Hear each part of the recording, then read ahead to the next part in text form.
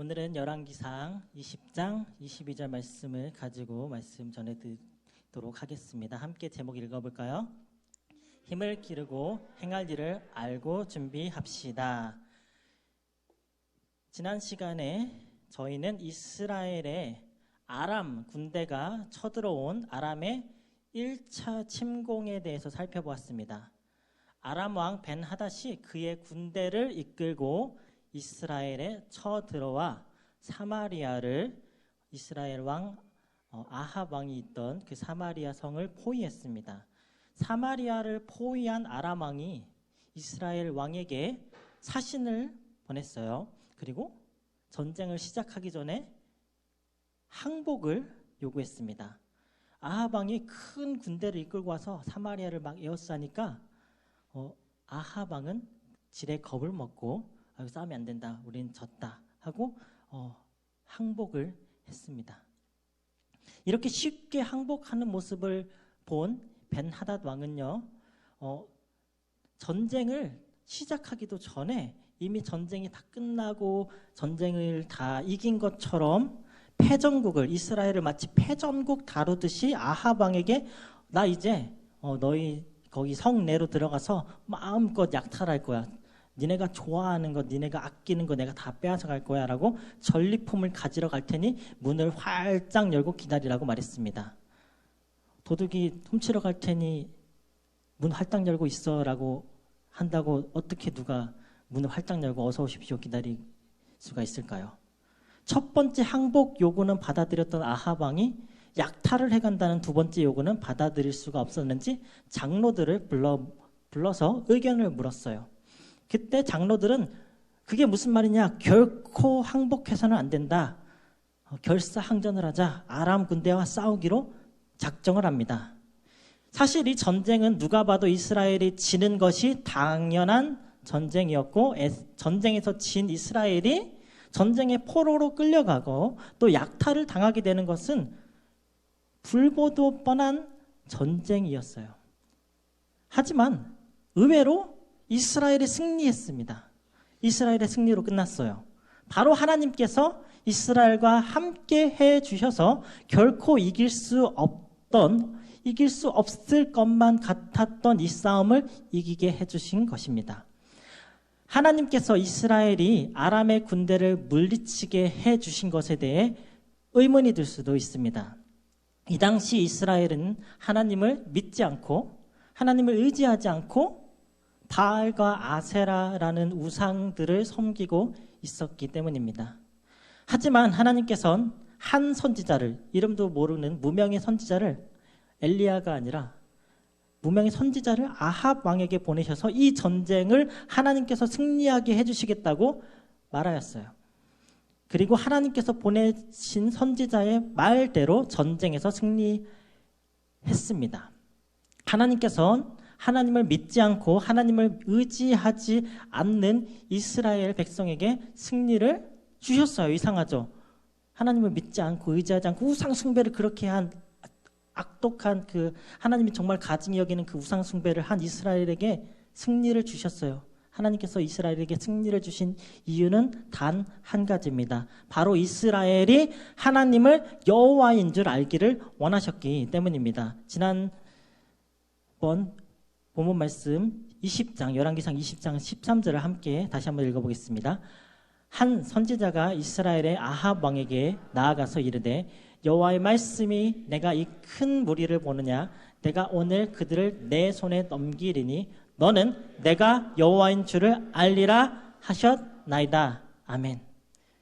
승리를 약속하신 하나님의 말씀대로 승리한 이스라엘과 아합 왕은요, 그러면은 이게 결코 이길 수 없는 싸움이었는데 승리했잖아요. 그러면 승리를 주신 분이 하나님의 그 선지자의 말씀대로 승리가 왔으니까 하나님이 이기게 해주신 것이라는 것을 깨닫고, 하나님이 유일하시고 한 분뿐인 신이신 여호와 하나님이시라는 사실을 깨달았어야 합니다. 여호와는요, 하나님의 이름입니다. 하나님께서 모세에게 나타나셔서 알려주신 이름이에요. 하나님께서 떨기나무의 불 가운데 떨기나무에 불이 붙은 모습으로 임하셨는데 모세가 그 광경을 기이하게 신기하게 여겨서 보려고 나아갔을 때 하나님께서 모세에게 말씀하셨고 모세야 너가 애굽으로 돌아가서 이스라엘 백성들을 인도해내라, 히브리 백성들을 인도해내라 라고 명령하셨어요. 그때 제가 애굽으로 돌아가서 이스라엘 백성들을 인도할 때 이스라엘 백성들이 누가 너를 보내셨느냐, 모세 누가 너 보냈어 라고 물었을 때 그의 이름이 무엇이냐고 물으면은 제가 어떻게 대답해야 되죠? 라고 물었어요. 그때 하나님께서는 하나님 자신을 나는 스스로 있는 자라고 말씀해 주셨습니다. 출애굽기 3장 14절 말씀 읽겠습니다. 하나님이 모세에게 이르시되 나는 스스로 있는 자이니라. 또 이르시되 너는 이스라엘 자손에게 이같이 이르기를 스스로 있는 자가 나를 너에게 보내셨다 하라. 하나님의 이름은요 스스로 있는 자입니다. 여호와라고도 하고 야훼라고도 합니다. 하나님은 스스로 존재하시는 하나님이십니다.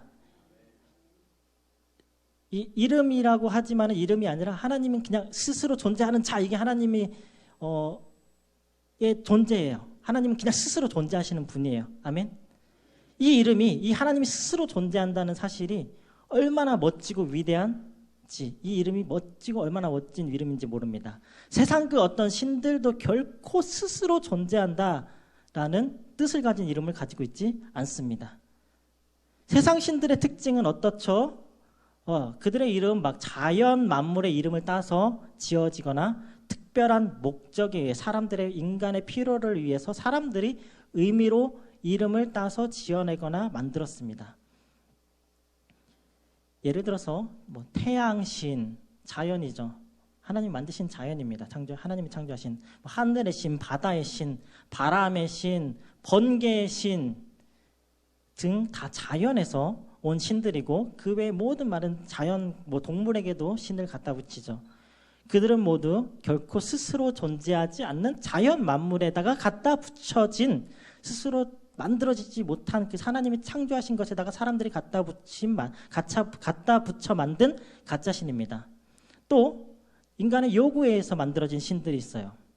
재물의 신, 다산의 신, 풍요의 신, 미의 신, 아름다움의 신, 다 사람들이 자신들의 유익을 위해서 상상으로 멋대로 만들어내고 손으로 조각해서 만들어낸 우상입니다. 이스라엘 백성들은요, 이 거짓된 우상들을 섬기며 자신들의 입맛대로, 자신들의 뜻하는 대로 원하는 것을 빌면서 복을 빌고 이 우상이 내가 원하는 것을 내가 원하는 대로 이렇게 하면 이 신은 이렇게 복 줄 거라고 자기들 멋대로 정하고 섬기고 우상을 섬겼던 것이에요. 사람이 만든 우상이 인간의 요구하는 대로 맞춰서 복을 주길 원하면서 살아갔던 것입니다. 그러다가 하나님이 나타나 내가 이 세상의 유일한 신이고 너희들은 내 뜻대로만 살아야 돼 라고 말을 하면은 그들은 거부한 것이에요. 반감을 가지게 되는 것입니다.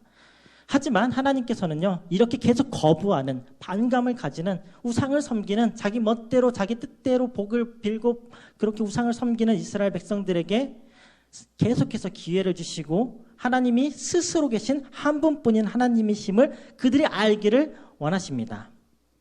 하나님만이 유일하시고 참되시며 사랑이 넘치셔서 저희들을 오래 참으시고 계속해서 끊임없이 기회를 주시는 하나님이십니다. 아멘. 하나님께서는 선지자를 통해 아합 왕에게 내년에 아합 왕이 다시 쳐들어온다, 다시 전쟁을 하러 온다, 2차 침공을 해올 것임을 경고해 주면서 그 선지자를 통해서 아합 왕에게 힘을 기르고 행할 일을 알고 준비하라고 말씀하십니다. 열왕기상 20장 22절 말씀 읽겠습니다. 그 선지자가 이스라엘 왕에게 나와 이르되 왕은 가서 힘을 기르고 왕께서 행할 일을 알고 준비하소서.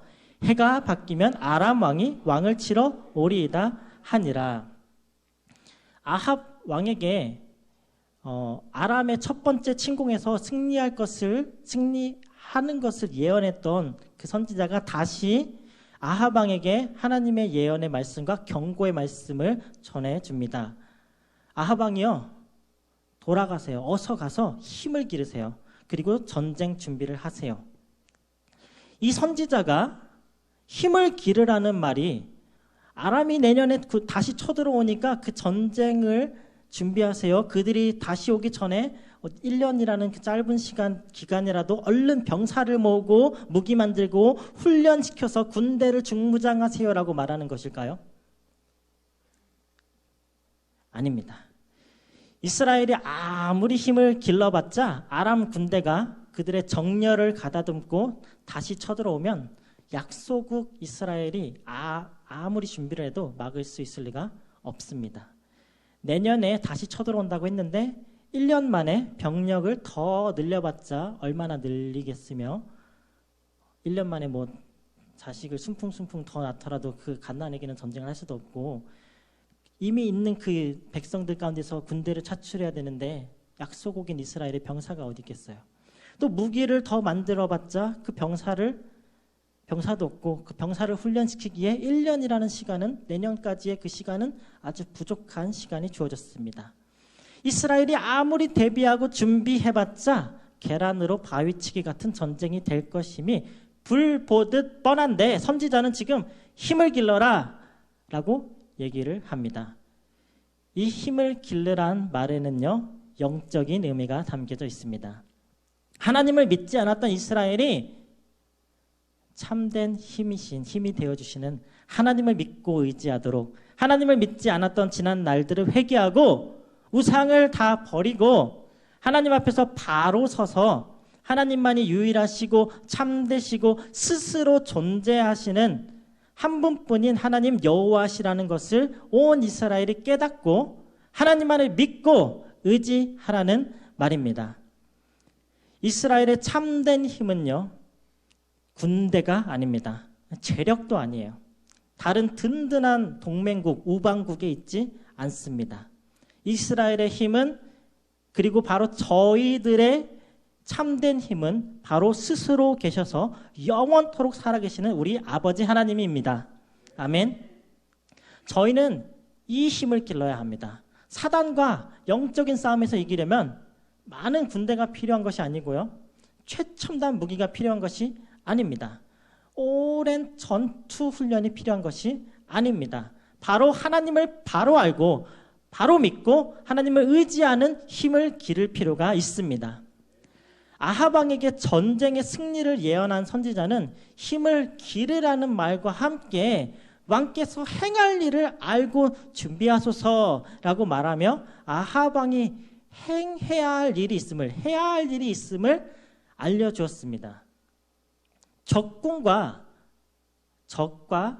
전쟁을 하기에 앞서 이스라엘 백성들이 준비하고 행하여야 했던 일들은 일반적인 나라들이 준비하는 전쟁 준비와는 달랐습니다. 일반적인 전쟁은 군대를 모으고요, 병사들을 모으고요, 무기를 만들고 그 병사들을 그 무기 다루는 법, 어떻게 전략을 우리 이렇게 해서 이렇게 공격할 거다 훈련시키는 훈련이 필요하죠. 하지만 이스라엘은 달랐어요. 이스라엘이 어떻게 전쟁에 임해야 하는지 하나님께서는 모세를 통해서 말씀해 주셨습니다. 하나님께서 모세에게 말씀하신 전쟁을 준비하는 이스라엘 백성들의 자세가 있어요. 첫 번째는 바로 적군이 많고 적음을 보고 겁먹지 않는 것이에요. 두려워하지 않는 것입니다. 적군의 수를, 그들이 말과 병거를 얼마나 갖고 있는지, 갖고 와서 쳐들어왔는지 결코 그걸 수를 세거나 두려워하지 않고 오직 하나님이 우리와 함께 하심을 믿고 담대히 싸우는 것입니다. 신명기서 20장 1절을 함께 읽겠습니다. 내가 나가서 적군과 싸우려 할 때 말과 병거와 백성이 너보다 많음을 볼지라도 그들을 두려워하지 말라. 애굽 땅에서 너를 인도하여 내신 내 하나님 여호와께서 너와 함께 하시느니라. 요즘의 현대 전쟁은요, 사실 현대 전쟁이 머릿수로 하는 전쟁이 더 이상 아니라고 합니다. 그렇죠. 최첨단 과학 무기를 통해서 전쟁을 하니까요. 탱크와 전투기와 미사일이 그것을 얼마나 많이 보유하고 있는지에 따라 전쟁의 승패가 달라집니다. 요즘에는 드론이 날아다니면서 저기 러시아와 우크라 전쟁에 드론이 맹활약하고 있대요. 그래서 드론이 날아다니면서 그 드론에 미사일이 달려서 적 기지를 파괴하는 아주 공상 과학 소설에서나 일어났던 최첨단 무인 로봇 전투의 시대가 시작되었습니다. 그리고 뭐니 해도 핵 미사일 한 방이면 도시 하나도 초토화시킬 수 있는 게 현대 전쟁이죠. 그럼에도 불구하고 여전히 전쟁을 하는 것은 인간이죠. 사람이기 때문에 사람과 사람끼리 직접 부딪혀서 싸우는 백병전도 모든 전쟁터마다 일어나고 있습니다. 지금 러시아와 우크라이나 전쟁에서도 전쟁이 오랜 기간 됐잖아요. 많은 군사들이 안타깝게 죽었어요. 또 특별히 러시아 군인들이 많이 죽어서 병사들이 모자르니까 러시아에서는 죄수들을 그 형량을 감화해 준다는 조건으로 군대에 차출하는 그런 일도 일어나고 다른 나라의 용병들을 막 이렇게 구해서 전쟁에 참여시키는 기도 한다고 합니다. 이렇게 현대전에도 여전히 백병전, 사람과 싸우기 때문에 많은 병사가 있을수록 유리한데 오랜 옛날에는요, 병사의 숫자가 얼마나 되느냐에 따라서 전쟁의 승패가 갈렸습니다. 옛날에도 좋은 무기가 있느냐, 또는 전차가 있느냐, 마병이 있느냐, 좋은 전술을 쓰느냐, 또는 좋은 지휘관이 있느냐, 유무에 따라서 전쟁의 승패가 갈리기도 하였지만요, 무엇보다도 병력의 숫자가 제일 중요했습니다. 10,000명의 군대를 갖고 있거나 10,000명의 군대를 갖고 있는 군대와 100만 명의 군대를 갖고 있는 군대가 싸우면은 아무리 유능한 10,000명이라도 100만 명 앞에서는 상대가 안 됩니다. 숫자가 열세이면요, 전쟁에서 이기기 힘들지요. 하지만 하나님께서는요, 이스라엘 백성들에게 적군의 많고 적음이 아무 상관이 없다. 그것을 두려워하지 말라라고 말씀하십니다. 적군의 말과 병가를 보고서도 그들을 두려워하지 말라고 말씀하셨습니다. 하나님은 적의 숫자나 그들이 가진 무기보다도, 우리 하나님은 이 세상의 그 어떤 무기보다도 핵 미사일보다도 더 위대하고 뛰어나신 하나님이십니다. 우리는 하나님이 나와 함께 하시는가를 보고 내가 지금 하나님의 말씀대로 바르게 살고 있는가, 내가 하나님의 말씀에 순종하고 하나님을 믿는 믿음으로 굳게 서 있는가를 살펴보아야 합니다. 그렇다면 내가 하나님을 굳게 믿고 있다면, 말씀에 순종하면서 겸손하게 하나님을 따르며 믿으며 의지하며 살고 있다면, 그 어떠한 우리의 인생의 위기가 와도 담대히 싸워 이길 수 있습니다. 저희는 저희들의 적들의 능력을 보기 전에 그들의 능력을, 적의 규모를 볼 필요가 없어요. 하나님만 보고 하나님이 함께 하신다는 것만 기억하고 말씀으로 믿음으로 담대히 맞서 싸우면 됩니다. 아멘. 하나님이 모세에게 말씀하신 전쟁을 준비하는 자세 두 번째는요, 제사장이 전쟁터에 따라가서 그 백성들 앞에 서서 그들에게 하나님의 말씀으로 사기를 북돋아 준 것입니다. 신명기 20장 2절부터 4절을 읽겠습니다. 너희가 싸울 곳에 가까이 가면 제사장은 백성에게 나아가서 고하여 그들에게 말하여 이르기를, 이스라엘아 들으라. 너희가 오늘 너희의 대적과 싸우려고 나왔으니 마음에 겁내지 말며 두려워하지 말며 떨지 말며 그들로 말미암아 놀라지 말라. 너희 하나님 여호와는 너희와 함께 행하시며 너희를 위하여 너희 적군과 싸우시고 구원하실 것이라 할 것이며. 아멘. 세상 전쟁에서는요, 유능한 리더, 왕이 앞장서거나 장군이 지휘를 해서 병사들의 사기를 북돋아 줍니다. 전쟁에서 승리하려면 사기가 중요합니다. 군인의 사기는 앞서 인도하는 그 리더와 왕이나 장군의 능력이 얼마나 힘이 있고 리더십이 있느냐에 따라 그 병사들도 사기가 올라가기도 하고 떨어지기도 합니다. 하지만 이스라엘에서는요, 맨 선봉에 전쟁을 하기에 앞서 전쟁터까지 제사장이 따라가요. 그래서 전쟁 전에 예배를 먼저 드리고 그 제사장이 하나님의 말씀을 설교를 해줍니다. 그래서 그 하나님의 말씀으로 이스라엘 군대를 힘을, 용기를, 사기를 북돋아 줘요. 제사장은 전쟁에 필요한 사람인가요? 전쟁이 있어야 돼요? 아니죠. 제사장의 원래 직분은요, 하나님과 인간 사이의 예배를, 그 제사를 중보하는 중보자일 뿐입니다. 그렇다면 왜 제사장이 전쟁터까지 따라가서 제사장이 전쟁터의 그 병사들에게 사기를 북돋아 줄까요? 바로 이스라엘의 왕은, 이스라엘의 총사령관 지휘자는, 장군은 하나님이시기 때문입니다.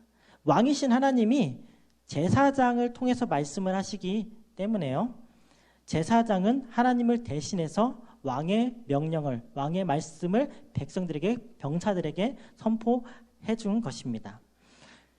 너희가 오늘 너희 대적과 싸우려고 나왔는데 겁내지 마, 두려워하지 마, 떨지 마, 그들로 말미암아 놀라지 마. 너희 하나님 여호와는 너희와 함께 행하시고 너희를 위하여 너희 적군과 싸우시고 너희들을 구원하실 것이야. 승리를 주실 것이야 라고 제사장이 하나님의 말씀을 대언해서 사기를 북돋아 준 것입니다. 저희들도 하나님의 말씀으로 저희 삶에, 저희들의 인생의 그 어려운 모든 문제들을 이겨내야 합니다. 매주 주일에 또는 이렇게 금요 기도회 때 또는 수요일 때 나와서 말씀을 듣는 것도 중요하고요. 우리 매일의 삶 속에서 하나님의 말씀을 묵상하고 읽고 그 말씀대로 순종하며 살아가는 것이 중요합니다.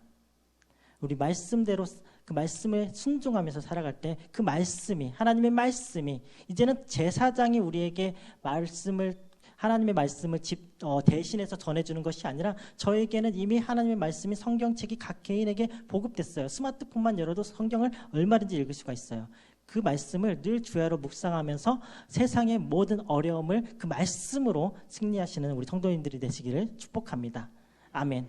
하나님이 모세에게 말씀하신 전쟁을 준비하는 자세, 이스라엘 백성들이 준비하는 자세 세 번째는요, 전쟁이 무서운 사람, 염려하는 사람, 두려운 사람들은 집으로 돌려보내는 것이에요.